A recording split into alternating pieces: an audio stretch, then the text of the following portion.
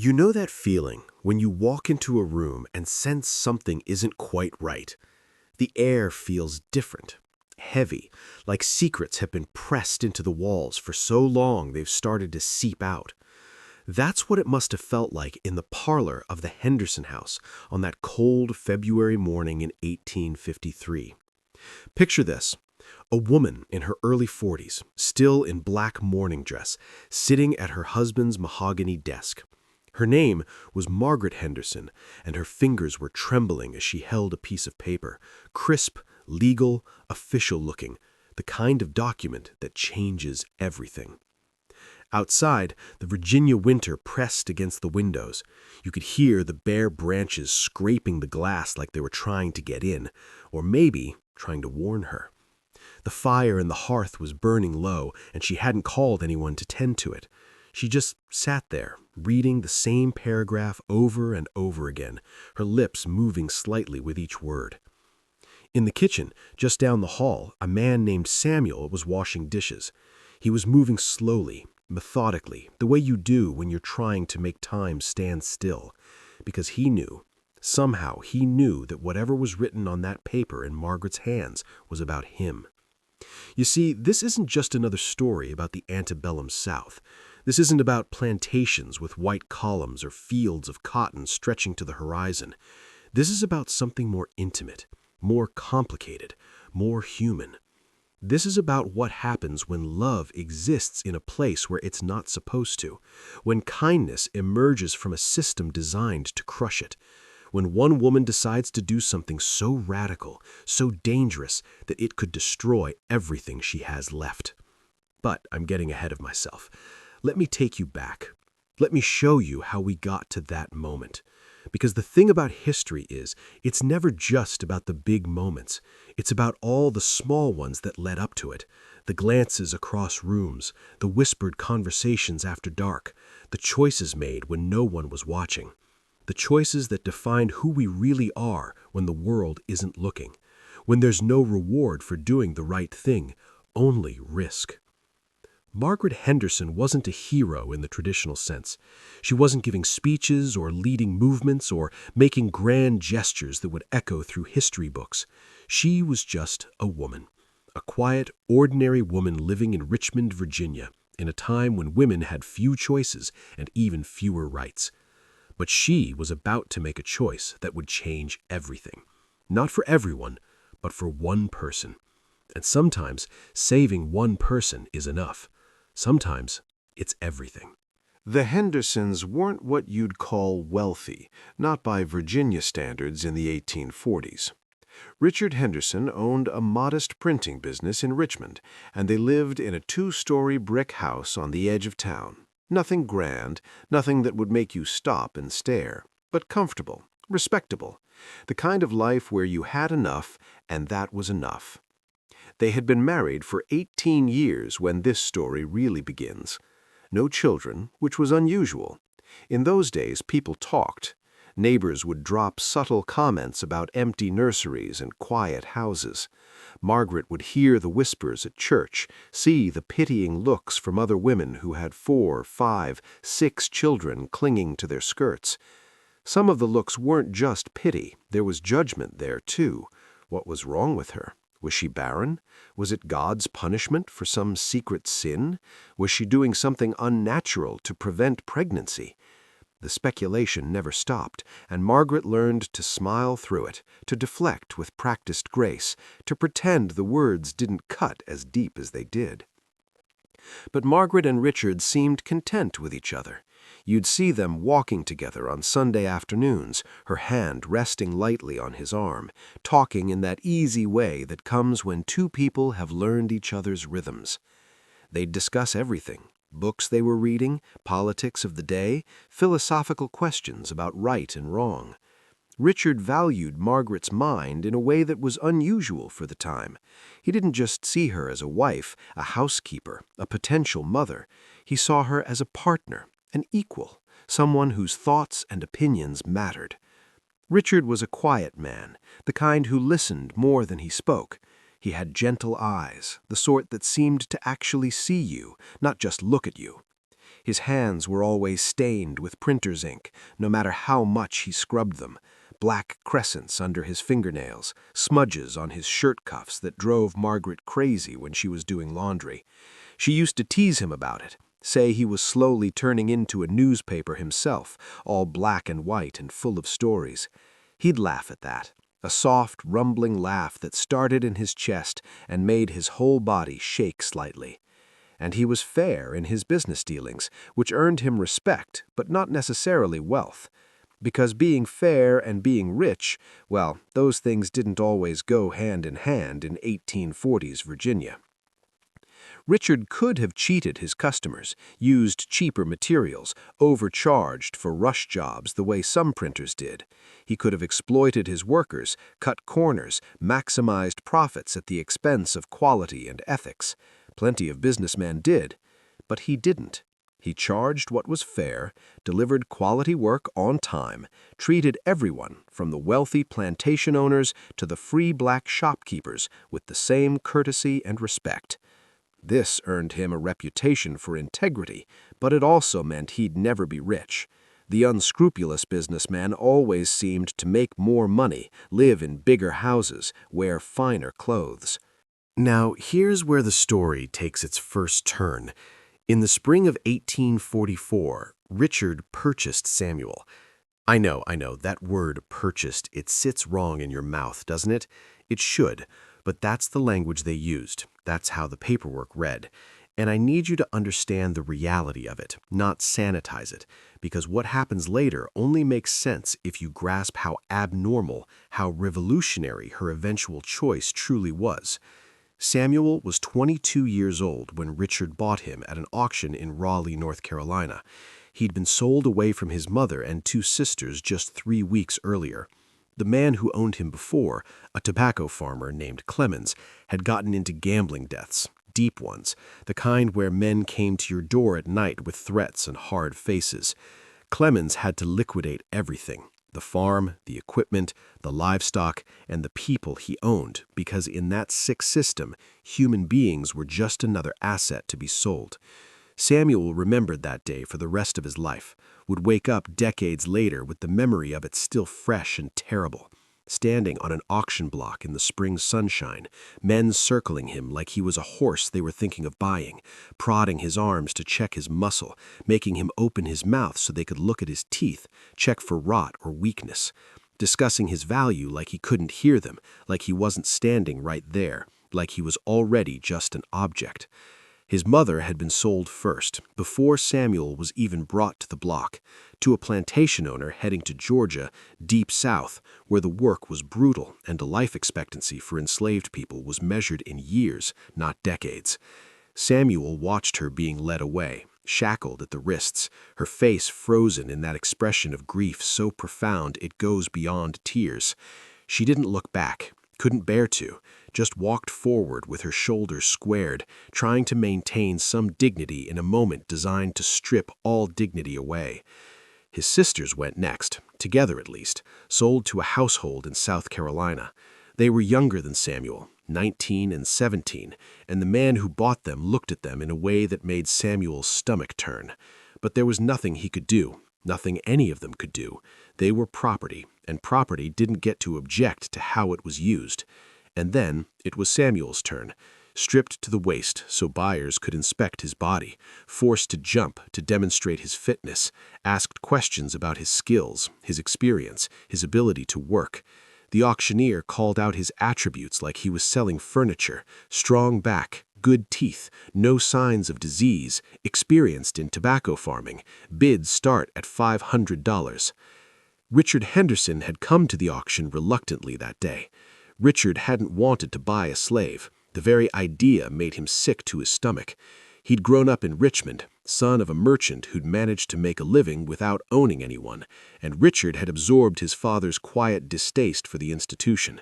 But times were different now. The economy of the South ran on slavery. You couldn't compete in business without it, couldn't maintain respectability without it, couldn't function in Southern society without participating in the system. Richard's printing business was growing beyond what he could manage alone. His apprentice had left to start his own shop in Lynchburg, and Richard needed help. He tried hiring free laborers, white men looking for work, free black men trying to make a living in a society that barely tolerated their existence, but none of them stayed. The work was hard, the pay wasn't great, and they could find better opportunities elsewhere. Printing required skill and training, and most men didn't want to invest the time learning a trade when they could make faster money doing something else. So Richard found himself at the auction, hands shoved deep in his pockets, trying not to think too hard about what he was doing, trying to convince himself that he could be different, that he could own someone without becoming the kind of man who treated humans as property. Margaret knew how conflicted he was. She'd seen his face that morning at breakfast, the way he pushed his food around his plate without eating, the tension in his jaw. "Maybe there's another way," she'd said quietly, reaching across the table to touch his hand. "I've tried everything else," Richard replied, his voice heavy with resignation. "I need someone permanent, someone who—" He couldn't finish the sentence. Someone who can't leave, someone who has no choice. He couldn't say it out loud because saying it made it too real, too ugly. So he went to the auction, stood at the back of the crowd, watching men being sold, tried not to see them as people, because if he saw them as people, he'd have to confront what he was participating in. Tried to think of it as a business transaction, nothing more. But then Samuel was brought up on the block, and Richard couldn't look away. Something about the young man caught his attention. Maybe the way he held himself, head up despite everything, refusing to look defeated even though he must have been terrified. Maybe it was his youth, the fact that he was barely more than a boy. Maybe it was the flash of intelligence in Samuel's eyes, a sharpness that suggested there was more to him than strong muscles and a healthy body. Or maybe it was just random chance, the fact that Richard was there at that particular moment when that particular young man was being sold. Whatever the reason, Richard bid. And when another man bid higher, a plantation owner by the look of him, someone who'd work Samuel into the ground without a second thought, Richard bid again. The bidding went back and forth. Richard felt sick with every raise of his hand, every additional dollar he offered for another human being. But he kept bidding, because somehow it felt important that Samuel not go to the other man, the one with the cold eyes and the reputation for brutality. Finally, the auctioneer's gavel came down. "Sold to Mr. Henderson for $750. $750 for a human life, for someone's son, for a young man with thoughts and feelings and dreams that would never be asked about, never be considered. Richard paid in cash. He had brought enough to cover a purchase, though the amount made his savings account look dangerously thin. The money changed hands. Papers were signed, and just like that, Samuel belonged to him. Belonged. What a terrible word. What a terrible reality. Imagine that walk back to Richmond. It took most of the day by wagon. Samuel sat in the back, shackled. The law required it when transporting newly purchased slaves to prevent escape attempts. Richard sat up front, driving the horses, unable to look back at the young man he'd just bought. Neither of them spoke during that long journey. What was there to say? Samuel was trying to figure out what kind of man had just bought him, what his life would be like now. Would Richard be cruel? Would he be kind? Would it even matter? In his 22 years, Samuel had learned that individual kindness didn't change the fundamental nature of slavery. A kind master was still a master. A gentle chain was still a chain. Richard was trying to figure out how to live with what he'd just done, how to reconcile his hatred of slavery with the fact that he now owned a slave, how to treat Samuel with dignity within a system designed to deny it, how to be different from other masters without deluding himself that different was the same as right. When they reached Richmond, the sun was setting. Margaret was waiting, anxiety written all over her face. She'd been pacing the parlor all day, unable to settle to any task, dreading Richard's return. When the door opened and she saw Samuel following her husband inside, her heart sank. It was real now. They were slave owners. They'd crossed a line they couldn't uncross. Richard introduced them stiffly, the awkwardness of the situation making his usual grace desert him. "Margaret, this is Samuel. He'll be helping at the shop. Samuel, this is my wife, Mrs. Henderson." Samuel nodded, keeping his eyes down the way he'd learned to do. Direct eye contact with white people, especially white women, could be interpreted as threatening, insolent, grounds for punishment. "Ma'am," he said quietly. Margaret looked at this young man, because that's what he was, just a young man, probably not much older than her nephew, and felt a wave of complicated emotions crash over her. Guilt that her comfortable life now depended on his forced labor. Pity for what he'd lost, what had been stolen from him. That first night, Samuel slept in a small room at the back of the print shop.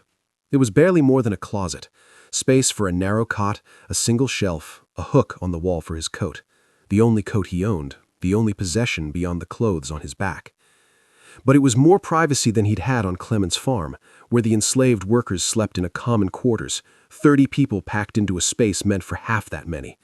Bodies pressed together in the darkness, everyone hearing everyone else's nightmares, everyone breathing the same stale air thick with sweat and sorrow.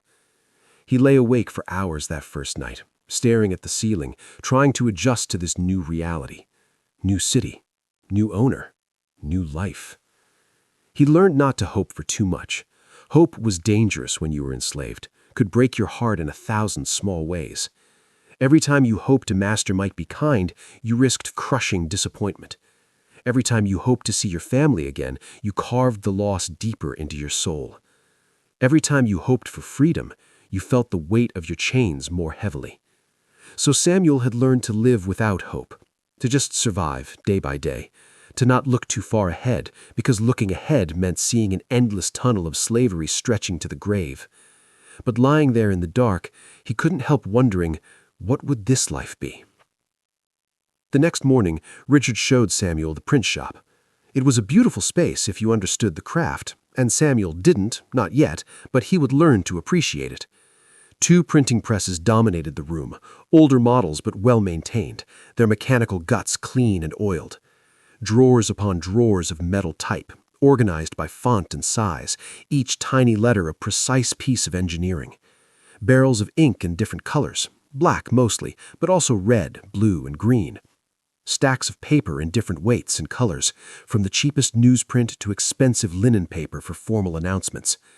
The smell of it all, metal and ink and paper and machine oil.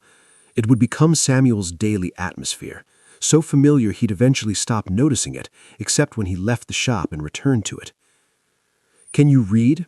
Richard asked as they walked through the space, and Samuel felt his stomach drop. This was always a dangerous question.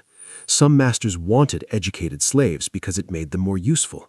A slave who could read instructions, keep records, handle correspondence was worth more. But other masters saw literacy as threatening, dangerous, something to be stamped out because enslaved people who could read might read the wrong things. Abolitionist newspapers, religious texts about freedom, laws about their own oppression. Ideas were dangerous to a system built on keeping people ignorant and powerless. Samuel had no idea which kind Richard was, so he hedged his bets.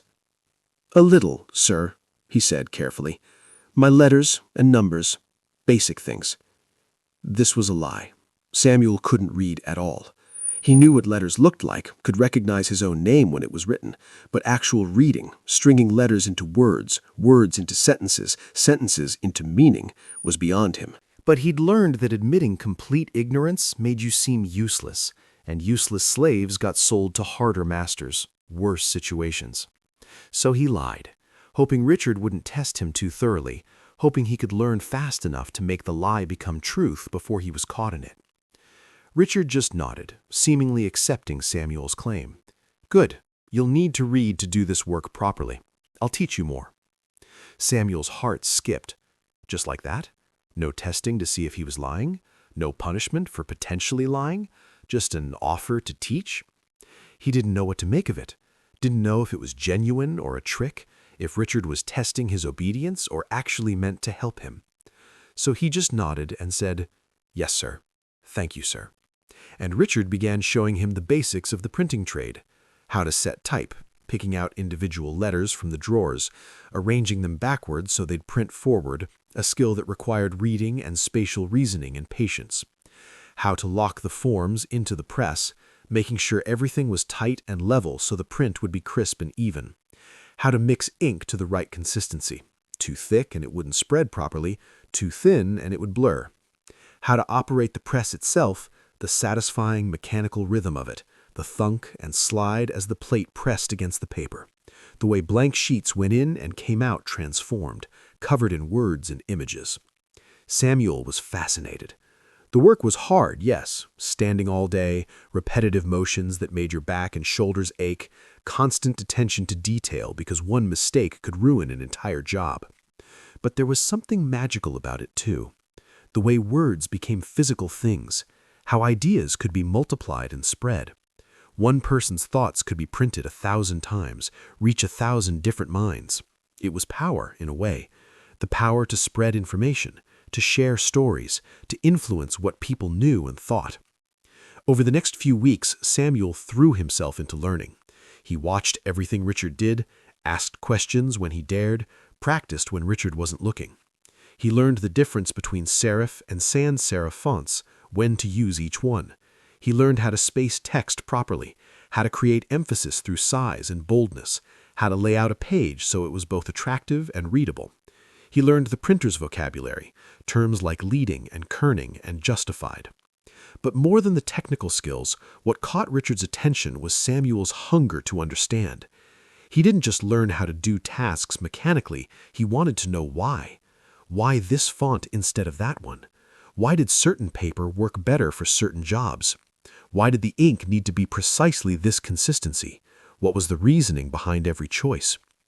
In answering those questions, Richard realized something that made his stomach sink. Samuel's claim to read a little was generous at best. The young man could barely recognize individual letters, let alone string them together into words. 3 weeks into Samuel's time at the Henderson household, Richard made a decision that would change everything. After they'd closed the shop for the evening, after they'd cleaned the presses and put away the tools, after the sun had set and the street outside had grown quiet, Richard pulled out a primer. The kind used to teach children their letters. Simple, basic, the foundation of literacy. "Samuel," he said, his voice gentle, "I think we should work on your reading." Samuel went absolutely still. This was the moment he'd been dreading, the moment his lie would be exposed and punished. He'd seen what happened to slaves who lied to their masters, beatings, whippings, being sold away as punishment. His mind raced, trying to figure out what to say, how to minimize the damage. "Sir, But Richard held up a hand. "It's all right that you don't know. How could you? It's not your fault. But you need to read to really understand this work, to reach your full potential. So I'm going to teach you." Samuel stared at him, uncomprehending. Not punishment, not anger, just an offer to help. "Sir," Samuel said carefully, his voice barely above a whisper, isn't there a law?" He trailed off, afraid to even say it out loud. Teaching slaves to read was illegal in Virginia. Everyone knew it. The law had been passed in 1831 in the wake of Nat Turner's rebellion. Turner had been literate, had read the Bible, and interpreted it in ways that justified his violent uprising. 60 white people had died in that rebellion before it was crushed, and the Virginia legislature had responded by making it illegal to teach slaves to read or write. The logic was brutally simple. Literacy meant access to ideas. Ideas meant questioning. Questioning meant potential rebellion. So literacy had to be forbidden, stamped out, treated as dangerous as gunpowder. The law was explicit. Anyone caught teaching a slave to read or write could be fined up to $100, a substantial sum in 1844, several months' income for most people. If the teacher was a free black person, the punishment was even harsher, up to 20 lashes of the whip plus the fine. The law was designed to keep enslaved people ignorant, to prevent them from reading abolitionist newspapers, anti-slavery pamphlets, or even the Bible passages that spoke of freedom and human dignity. Knowledge was power, and power couldn't be allowed to rest in the hands of the enslaved.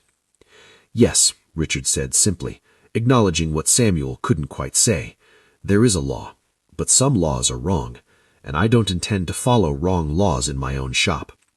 He opened the primer and pointed to the first letter. "This is the letter A. It makes this sound." And just like that, Samuel's education began. That first night they worked for an hour. Just the basics, the alphabet, the sounds letters make, how they combine to form simple words. Richard was patient, going over each letter multiple times until Samuel could recognize it reliably. He didn't rush, didn't show frustration when Samuel struggled, didn't make him feel stupid for not knowing things he'd never had the opportunity to learn. When they finished, Samuel's head was spinning. 26 letters. Just 26 symbols that could be combined in endless ways to create every word, every idea, every story ever told. 26 keys to unlock the entire world. "Don't tell anyone about this," Richard said as Samuel prepared to leave, and his voice was serious now. "Not the other shopkeepers if you meet them. Not anyone on the street. Not anyone, Samuel. This is between us. Do you understand why?" "Yes, sir," Samuel said. "Because it's illegal. Because we could both get in trouble." "We could both get in serious trouble," Richard corrected. "I could be fined. You could be sold, sent somewhere far worse than here. So this is a secret, our secret. Can you keep it?" "Yes, sir, I can keep it. And sir," Samuel paused, struggling with emotions he didn't have words for. "Gratitude, yes, but more than that. Hope, despite his efforts to suppress it. The feeling that maybe, just maybe, his life might become something more than endless forced labor. Thank you." Richard just nodded, but his eyes were troubled, because he knew what he'd just started. He'd just given Samuel a taste of freedom.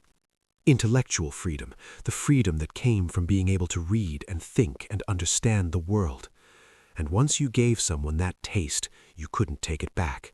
You couldn't make them ignorant again. You could only hope that the knowledge would somehow make their bondage more bearable, even as you knew it might make it more unbearable instead. That night, Samuel lay on his cot and traced letters in the air with his finger. A, B, C, D. The shapes of them already burned into his memory. He whispered their sounds to himself, testing them out, feeling how his mouth and tongue moved to make each one. He felt something he hadn't felt in years. Excitement, anticipation. The sense that he was moving towards something, not just existing in an endless present. He knew it was dangerous to feel this way, knew that hope could be crushed and leave him worse off than before, but he couldn't help it. Because for the first time since being sold away from his mother and sisters, for the first time since standing on that auction block feeling like less than human, Samuel felt like maybe he was more than just property. Maybe he was a person who could learn, grow, become something. And maybe, just maybe, that mattered. The lessons continued. Every evening after work, Richard would pull out the primer or a simple book, and they'd work on reading. Samuel progressed quickly. He was intelligent and motivated, hungry for knowledge in a way that made teaching him easy. Within a week, he could sound out simple 3-letter words. Within 2 weeks, he could read simple sentences, though slowly and with effort. Within a month, he could work his way through a paragraph, stopping frequently to ask about words he didn't know, but understanding the basic flow and meaning. Richard was impressed. He'd taught apprentices before, young white men learning the printing trade, and many of them had been far less motivated than Samuel. They saw literacy as a tool, something useful, but not particularly exciting. Samuel saw it as a revelation. Every new word he learned, every new sentence he could understand expanded his world, changed how he saw everything, made him realize how much had been kept from him. And then, 3 months into the lessons, Margaret found out.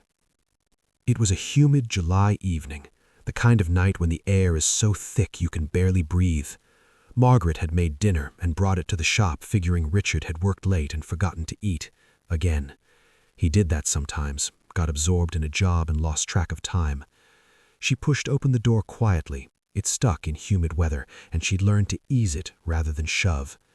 And there they were, Richard and Samuel, bent over a book together at the desk, oil lamp burning low between them, their heads close as Richard pointed to words and Samuel sounded them out slowly, carefully.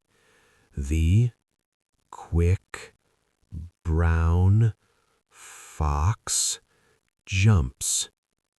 Jumps, present tense. See the S at the end? The quick brown fox jumps over the lazy dog. Samuel's voice was filled with such satisfaction at completing the sentence, such pride at getting it right. Margaret stood frozen in the doorway, dinner tray in her hands, watching this scene. Her husband teaching a slave to read, her husband breaking the law, her husband putting them both at risk of fines, scandal, social ruin. For a moment she couldn't breathe, couldn't think, just stood there trying to process what she was seeing, what it meant, what the consequences could be. Richard looked up and saw her. His face went pale. The book snapped shut. Samuel immediately stood, eyes down, body tense like an animal expecting to be struck. He knew he'd crossed the line, knew he'd participated in something illegal, knew punishment was coming. "Margaret," Richard said, and his voice had a pleading quality she'd rarely heard. "I can explain." But Margaret just set down the tray very carefully, like she was moving in a dream. She pulled up a chair, sat down, and said in a calm voice that surprised even herself, "You're teaching him the vowels all wrong. The way you're explaining it, he'll get confused when he hits words with silent letters. Show him like this." She took the book, opened it, and showed Samuel a different technique for sounding out words, one that accounted for irregularities, for exceptions, for the strange inconsistencies of English. Richard stared at his wife. Samuel stared at her, and Margaret just smiled slightly, because what else could she do? She'd just discovered her husband was breaking the law, risking their security, committing an act that her entire society condemned. And instead of demanding he stop, instead of thinking about the danger, she just joined in. From that evening on, it became their shared secret, their shared defiance, their shared commitment to doing something they all knew was dangerous, but right. The three of them, gathered in the dim light of oil lamps after the shop closed, unlocking the world one word at a time. Margaret was better at teaching than Richard. She had training, technique, experience with students who struggled. Before marrying Richard, she'd taught for a year at a small school for girls. Just a year. Women's teaching careers typically ended with marriage, but she remembered the methods, the patience required, the different ways people learned. She knew how to break down complex sounds into manageable pieces, how to use repetition without being boring, how to encourage without coddling, how to push someone to try harder while still making them feel safe to fail. Under her guidance, Samuel's reading improved dramatically. Within a month, he could read simple texts with only occasional help. Within 3 months, he was reading newspapers, slowly, stopping to ask about words he didn't know, but reading them.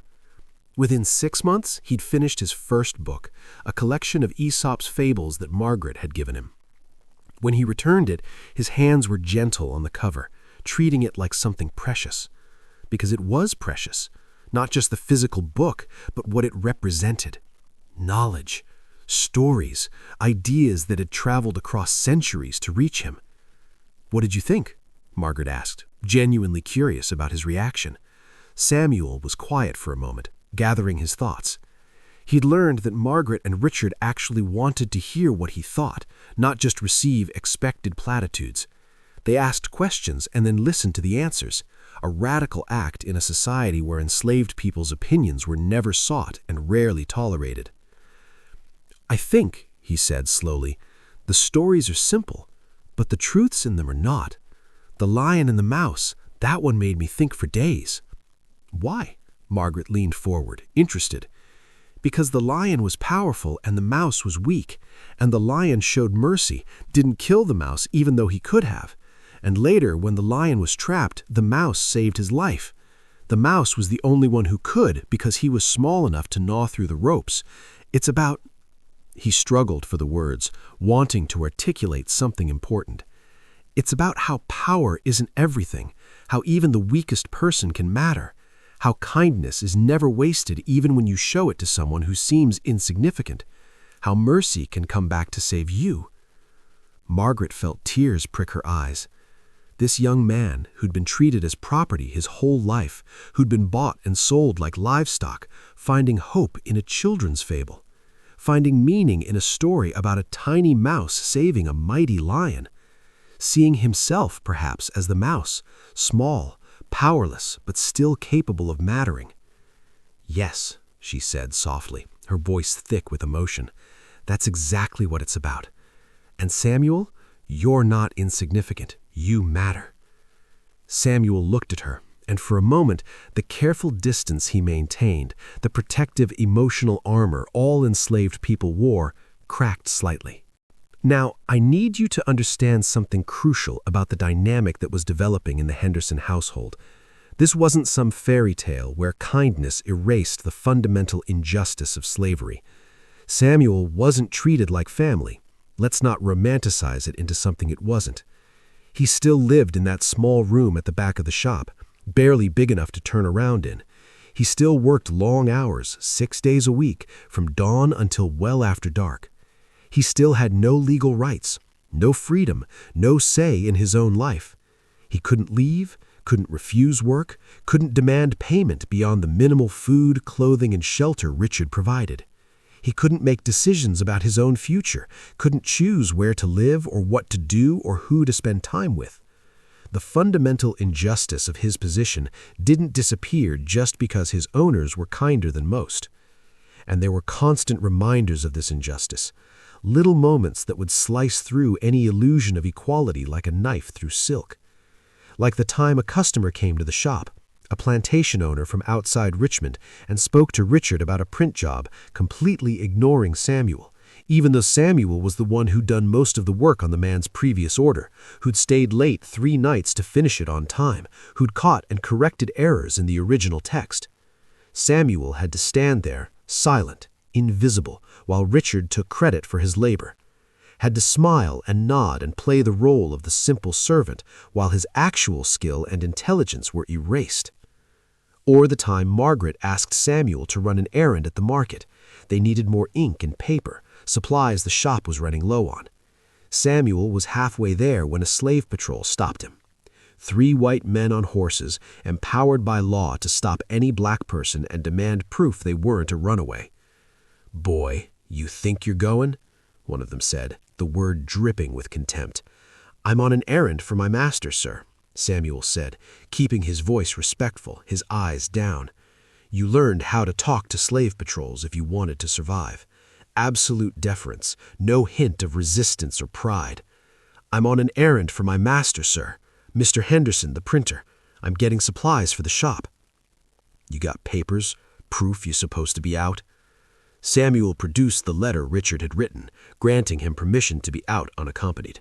The patrol read it slowly, suspiciously, looking for any excuse to detain him or worse.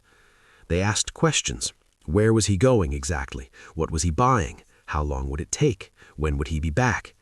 Questions designed to intimidate, to remind him that his freedom of movement depended entirely on white approval. They kept him standing there in the sun for 20 minutes, making him miss half his errands, making him late getting back to the shop, making sure he remembered his place. Or the simple fact that every night Samuel went to his small room while Richard and Margaret retired to their comfortable bedroom upstairs. Every morning Samuel rose before dawn to start work while Richard and Margaret slept another hour. Every meal Samuel ate alone in the shop. Simple food, plain and adequate, but nothing special, while Richard and Margaret dined together in their home, eating better food at a proper table with proper dishes.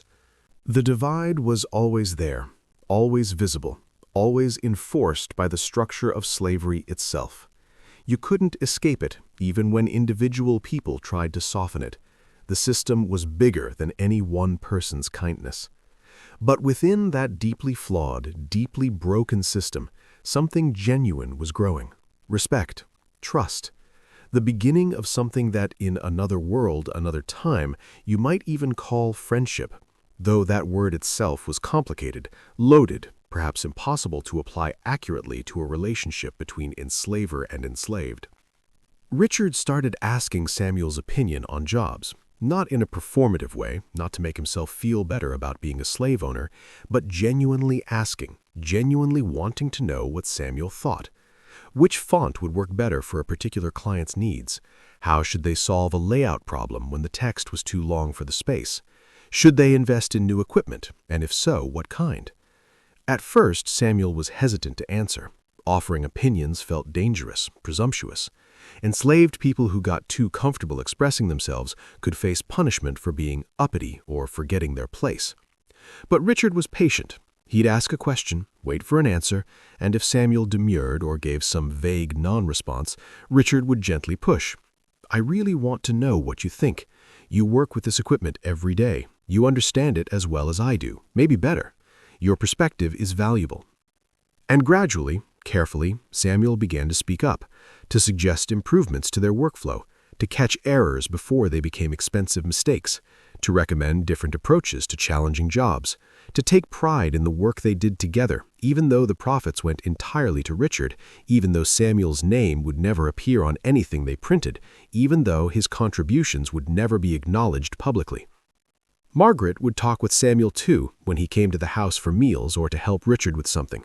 Not the way mistresses typically spoke to slaves, commands, corrections, cool, impersonal distance, but actual conversations about books they'd both read, discussing themes and characters and what the author might have meant, about ideas they were curious about, philosophical questions neither of them could fully answer, about the world beyond Richmond, places neither of them had been but both wondered about.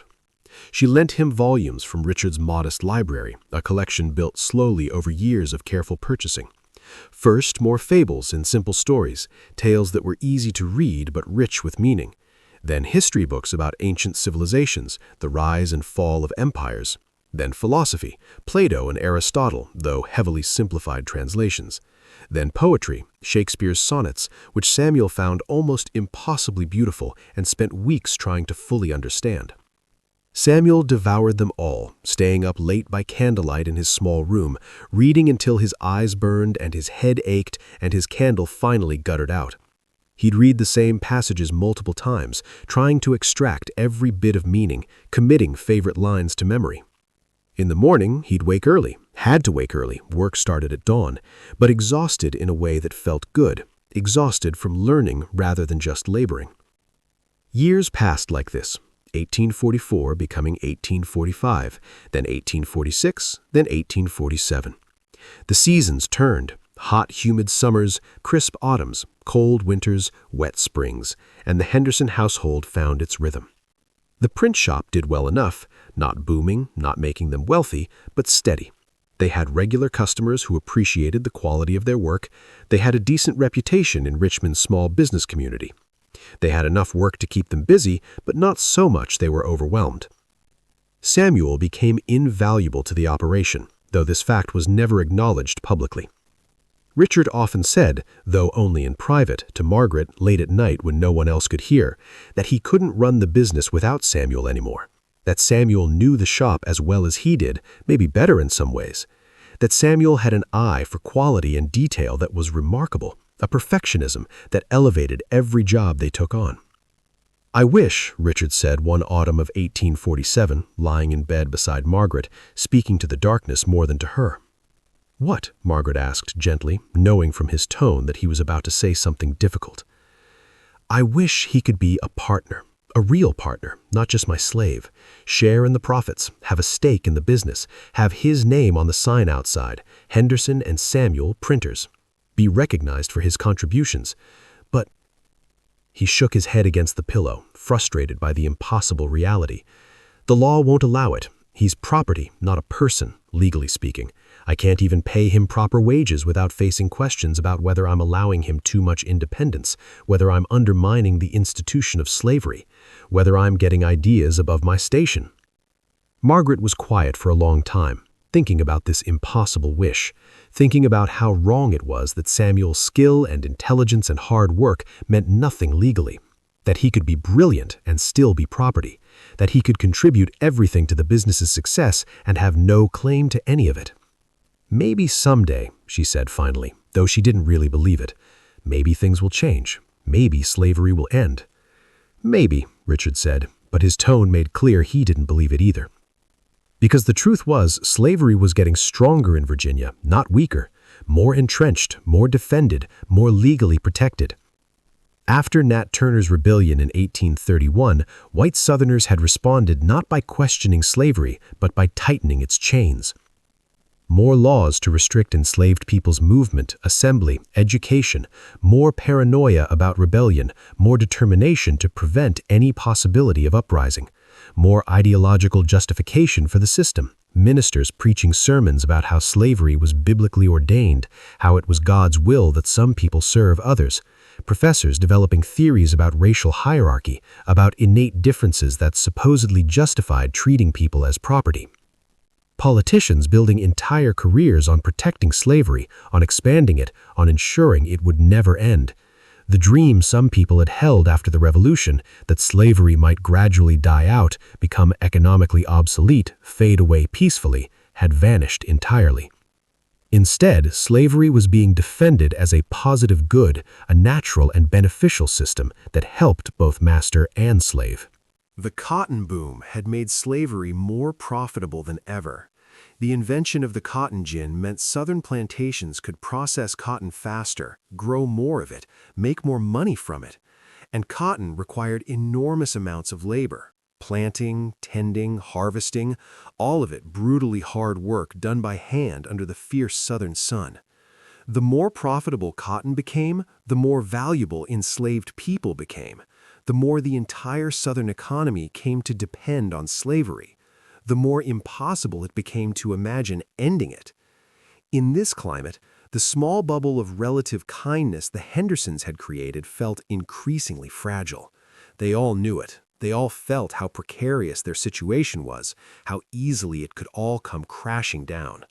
One wrong word to the wrong person, one nosy neighbor asking too many questions, one suspicious customer noticing that Samuel could read and wondering why, any of it could destroy everything. They lived with that fear constantly, a low-level anxiety that never quite went away. But they also lived with something else, the daily experience of treating each other as human beings, of finding unexpected connection across the artificial divide slavery tried to enforce, of discovering that when you stopped seeing someone as property and started seeing them as a person, the world looked completely different. And then, in the late summer of 1847, something happened that would eventually change everything. Richard got sick. It started so small you could barely notice it at first. Just tiredness, just needing to sit down more often than usual, just getting winded after climbing the stairs to the second floor, which he'd done thousands of times before without difficulty. Margaret noticed before Richard did. Wives usually do. She watched him struggling with tasks that used to be easy, saw him pressing a hand to his chest sometimes like something hurt there, saw him pause in the middle of work to catch his breath. "You should see a doctor," she told him one evening, after he'd had to stop halfway up the stairs to rest. "I'm fine," he insisted, waving away her concern. "Just working too hard, just getting older. I'll rest more, take it easier." But he didn't rest more. He couldn't. The shop needed him. Bills needed paying. Customers needed serving. Work didn't stop just because you were tired.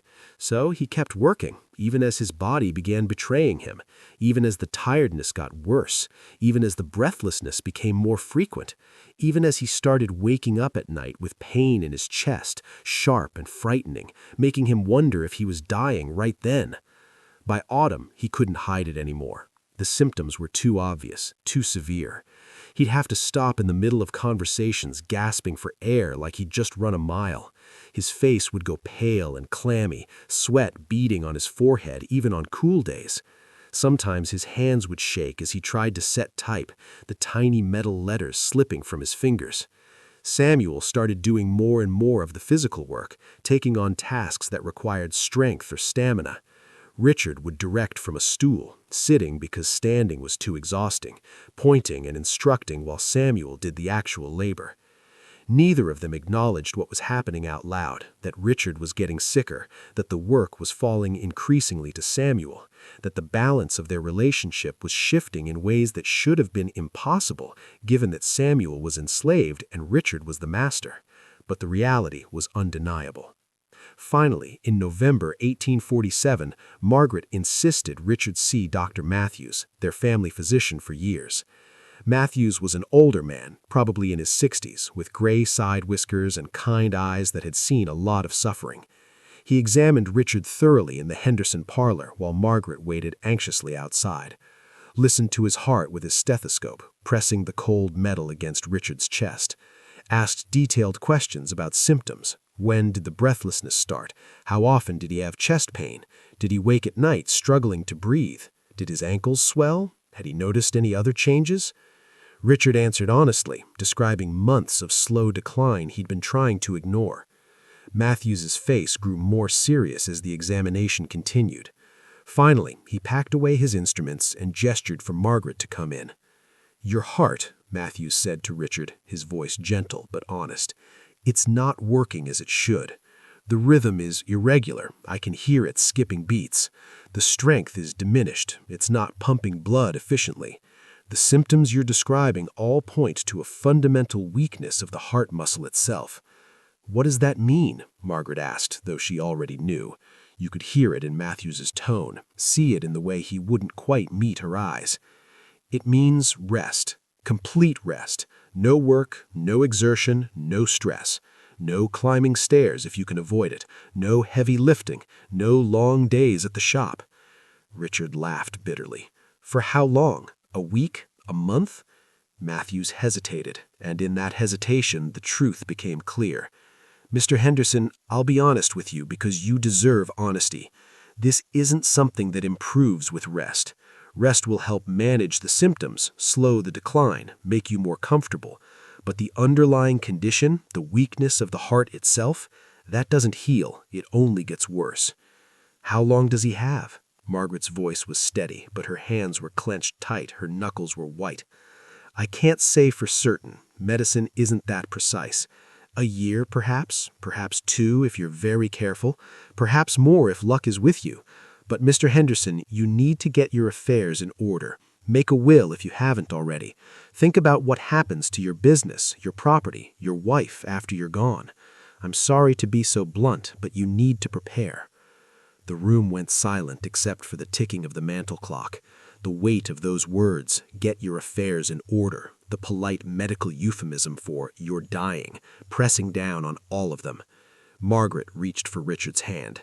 He took it, squeezed it, tried to smile reassuringly, even though there was nothing reassuring about the situation. Samuel stood motionless in the corner where he'd been waiting in case he was needed. He felt something cold and terrible settle in his stomach. Not just grief for Richard, though he felt that too, felt it more than he would have thought possible for the man who owned him, but something more selfish, more urgent, more terrifying, fear for himself. Because when Richard died, everything would change. Margaret received a letter from Elizabeth in June 1865. It was longer than usual, full of details about Philadelphia's reaction to the war's end, about the celebrations in the streets, about the newly freed people streaming into the city from the south, looking for family, looking for work, looking for new lives.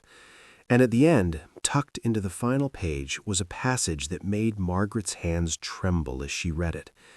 "I thought you should know that your friend from Richmond is doing wonderfully. He and his wife Catherine have 3 children now, 2 boys and a girl. He owns his own print shop, employs several people, is quite successful.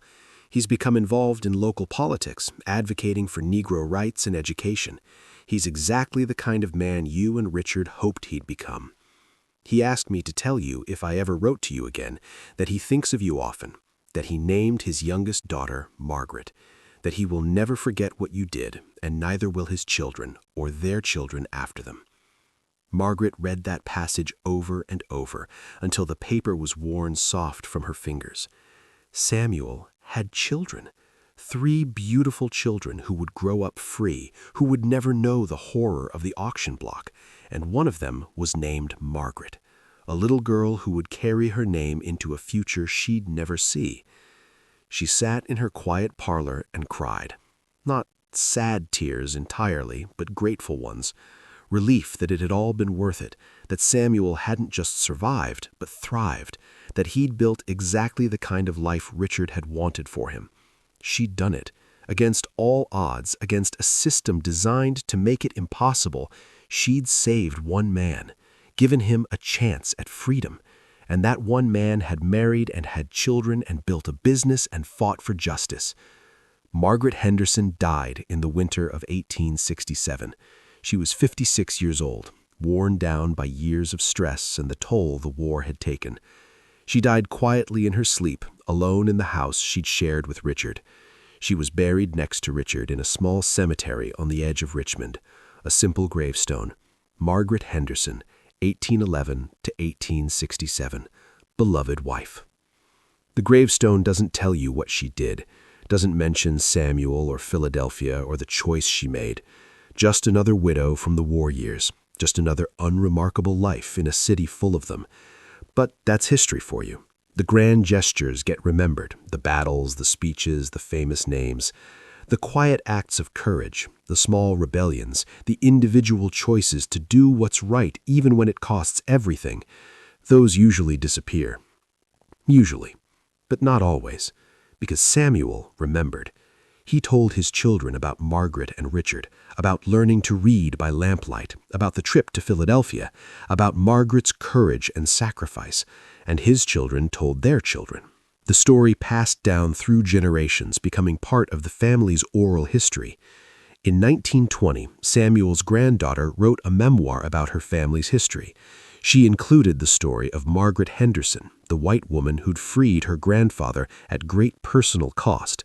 The book was published by a small press and didn't get much attention, but it was there, a record, a testament. In 1953, exactly 100 years after Margaret brought Samuel to Philadelphia, his great-great-grandson visited Richmond. He found Margaret's grave, overgrown and forgotten. He paid to have it cleaned. He left flowers. He stood there for a long time thinking about this woman he'd never met who'd made his entire life possible. "Thank you," he said aloud to the empty cemetery. In 2018, a historian researching Underground Railroad activities found references to Samuel in Robert Purvis's papers. Following the trail, she uncovered court records, property deeds, the documentary evidence of Samuel's life. And through him, she found Margaret. She wrote an article about it that got some attention in academic circles. But mostly, Margaret's story remained what it had always been. One small act of resistance in a sea of compliance. But here's the thing about small acts. They ripple. They echo. They matter.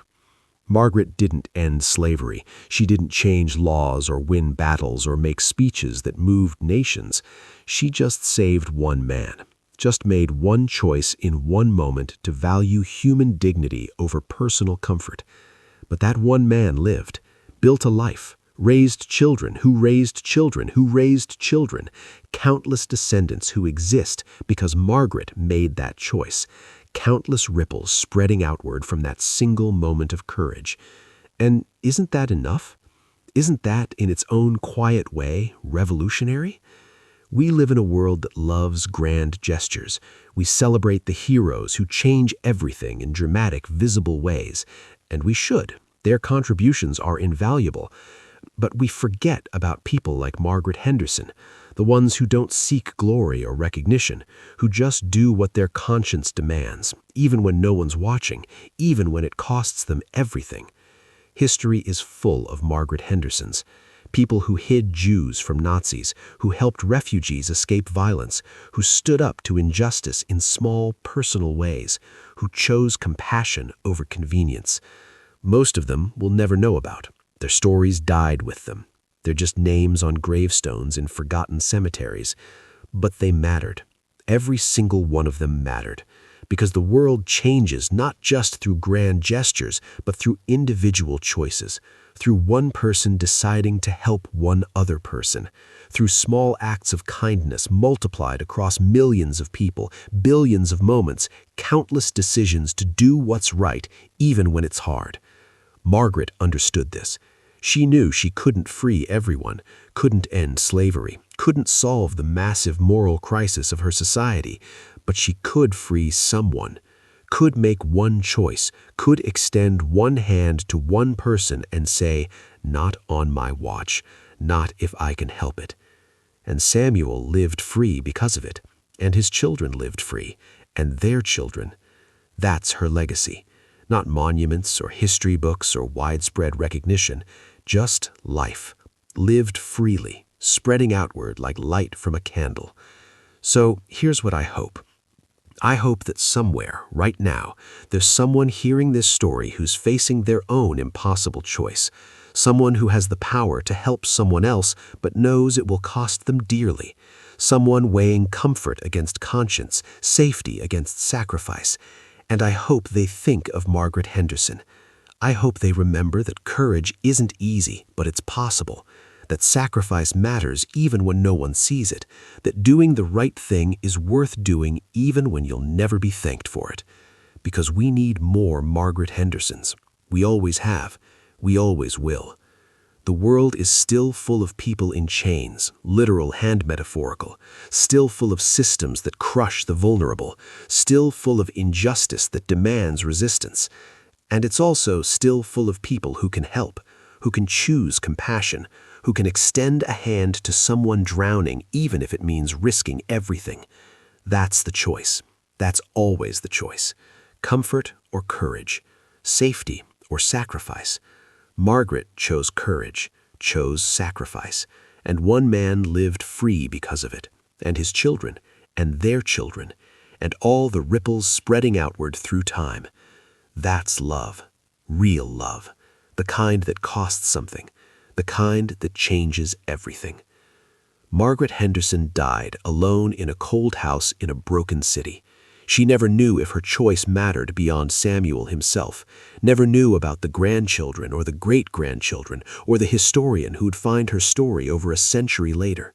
She just did what she thought was right and trusted that it mattered. And it did. It still does. It always will. Because in the end, we're not responsible for solving every problem. We can't end every injustice. We can't save everyone. But we can save someone. We can make one choice. We can do one thing. And sometimes, just sometimes, that's enough to change the world. Not the whole world, not all at once, but someone's world, completely, forever. Margaret changed Samuel's world. She gave him freedom. She gave him life. She gave him the chance to be human in a system designed to deny his humanity.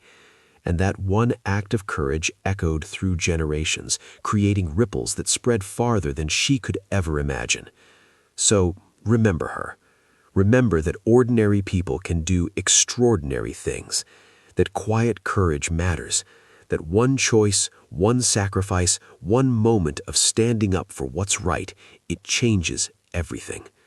Margaret Henderson, 1811 to 1867, beloved wife, quiet hero, woman who chose love over comfort, justice over safety, righteousness over ease. May we all have her courage when our moment comes.